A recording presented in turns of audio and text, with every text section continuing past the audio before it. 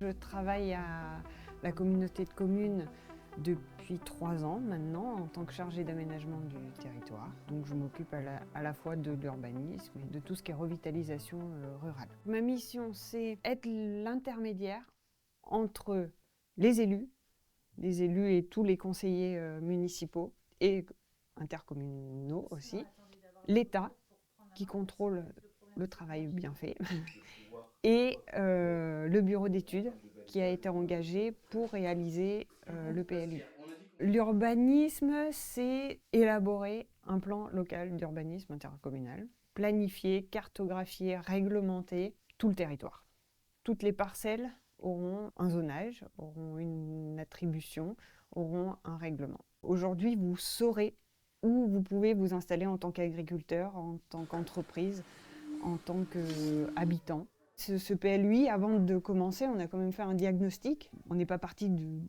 On a estimé l'évolution de la population, on a pris en compte les enjeux, l'actualité, que ce soit côté social, que ce soit côté économique, que ce soit côté environnemental. Aujourd'hui, il y a énormément de choses qui bougent sur tous les domaines, en fait. Si je commence par le côté politique, pour les élus, c'est un autre chemin, une autre manière de penser. À Rouillac, c'était un plan local d'urbanisme, que pour l'ancienne commune de Rouillac. Les autres avaient des cartes communales sur 3 communes, et le reste n'avait rien. Voilà, on planifie son territoire, on planifie sa commune, on sait quelles parcelles sont constructibles, et après, plus sur l'aspect technique, soit il y a un projet qu'on n'avait pas vu venir, du coup ça colle plus avec ce qu'on avait fait, soit parce que, comme il s'est passé depuis 2021, l'État a mis en place la loi climat et résilience qui impose une réduction de 50% du territoire construit dans les 10 dernières années. Ce qu'on avait construit en 2011-2021, pour 2021-2031, il faut diviser par 2. Il faut vraiment choisir les surfaces qu'on veut, les plus stratégiques, celles qui correspondront le mieux aux besoins des gens, mais aussi au respect environnemental. Voilà, donc c'était un grand enjeu.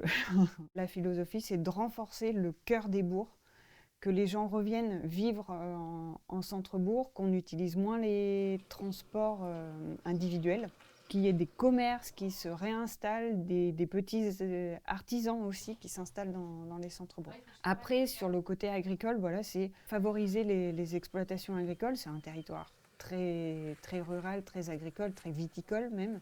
Et sur le côté environnemental, on va protéger un petit peu les espaces boisés parce que le Rouillaquais en a très peu.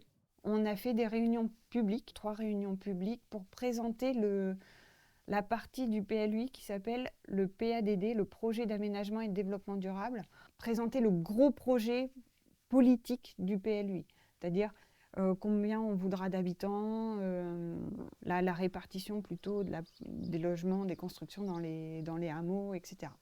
Donc il y a eu ça.